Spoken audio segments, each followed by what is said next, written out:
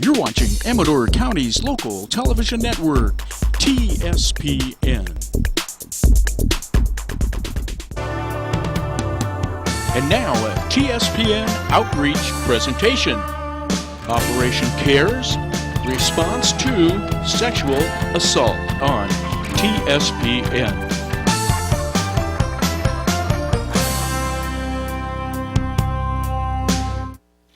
Hi, good morning. My name is Mary Wheat, and I am here this morning with a special segment from Operation CARE.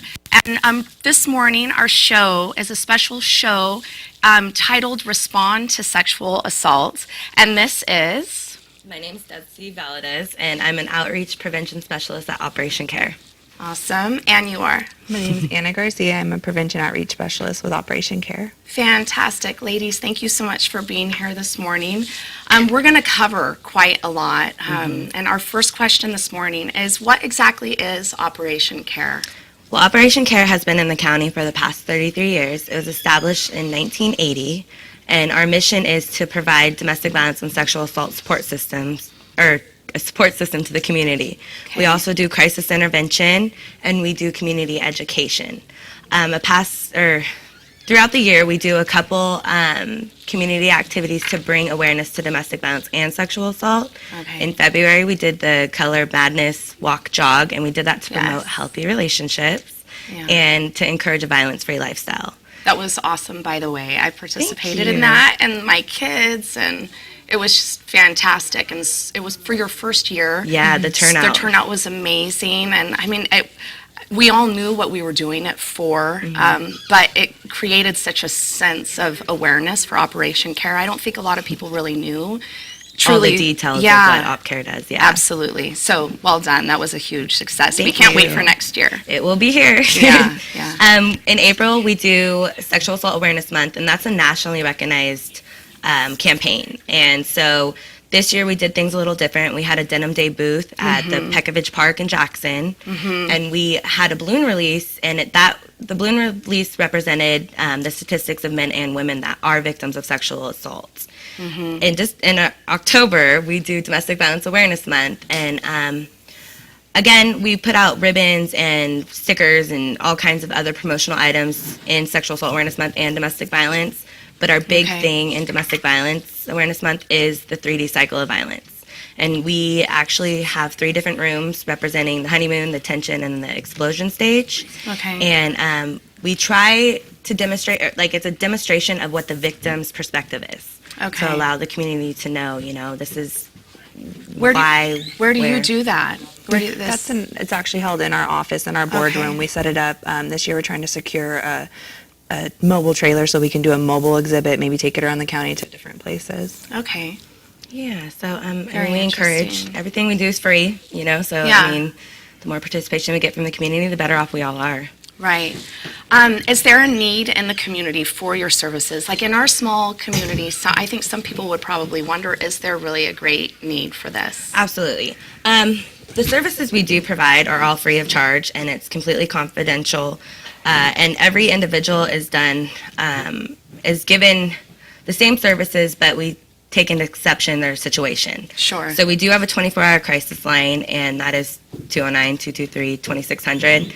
And that is for domestic violence and sexual assault, but those are not the only calls we receive. We are able to give resources to different agencies, talk them through whatever's going on. It's just another support, and it's completely free, and nobody has to know what's going on. Okay. We also, we do crisis intervention over the phone as well as in person too. We offer one-on-one counseling. We have a safe house for domestic violence and sexual assault victims. We have emergency hotel vouchers, so if a situation happens anytime during the night, we can assist in that. That's awesome. Yeah, it's amazing. And it's free. I hope that doesn't discourage people to call us, thinking that they have to have money, because that's not at all the situation. The services are needed in Amador County. Last year, between 2011 and 2012, we served 44 victims, man and female sexual assault victims. That's interesting to me too, that there are men that come forward. Yeah, that are victims of this. I think it's probably a poor assumption for us to even think that it's predominantly women, but I'm intrigued by that. So men Yeah. and women. Yeah, and the same services apply to women and men. I mean, Okay. it's an equal right with us. Out of those 44 victims, 8 of them were under the age of 18. Wow. So we've seen a dramatic impact in, from 0 to 18 being victims of sexual assault coming forward. Okay, so you were talking about all of these services being free. Yep. How is an organization like Operation Care funded? Where do the funds come from? A lot of it is state and federal grants. Okay. We do, and that is designated for certain things that we can operate through our organization.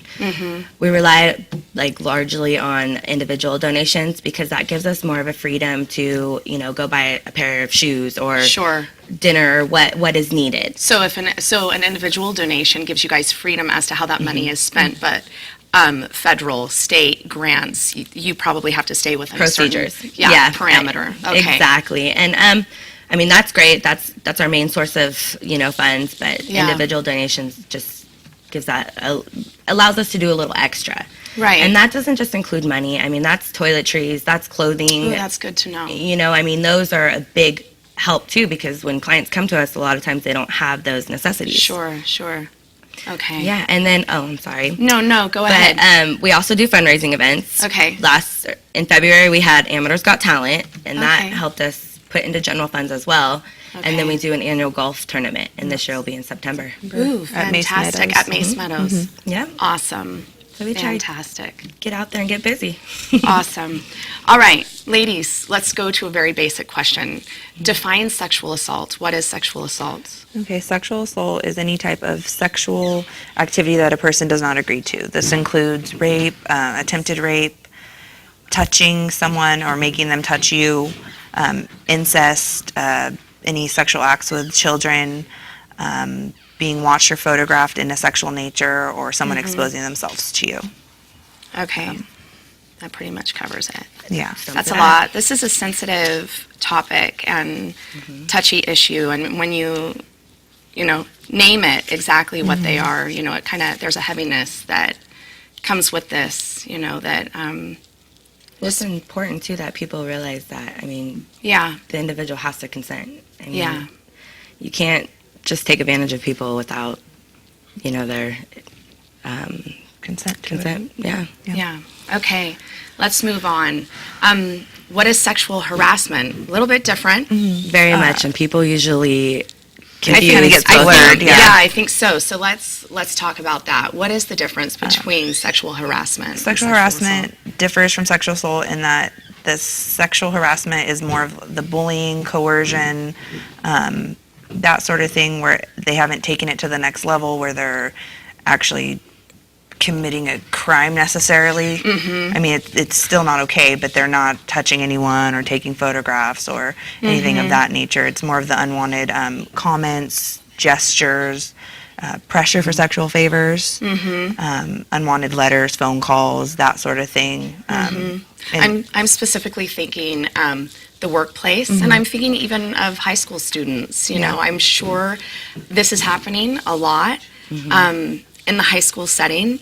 Absolutely. But the reality is, I think kids who are being harassed probably do not feel comfortable, that they have rights. right? Yeah. Or even defining that that's what it is. Yeah, and a lot of times they'll push it under the rug like, oh, well, they didn't actually touch me. All they Right. did was make a comment, so it's Okay. not that bad. But Right. you have a right to not have those comments said. You have a right to not be looked at that way. And Be comfortable in your surroundings. Absolutely. And to just stand up for yourself and, be your advocate.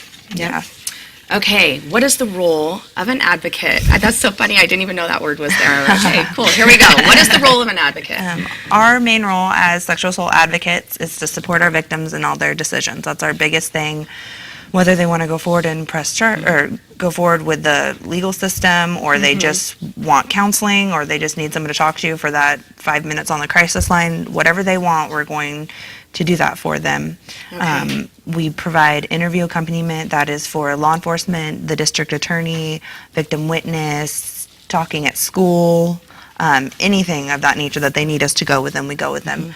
We also will accompany them to sexual assault exams if that's something they choose to do. Okay, And generally speaking, the advocate who takes the crisis call or meets you for the first time is going to be your advocate through the whole process. That's they will do everything fantastic. with you. So you're building a relationship. Building a and relationship, trust. exactly. Absolutely.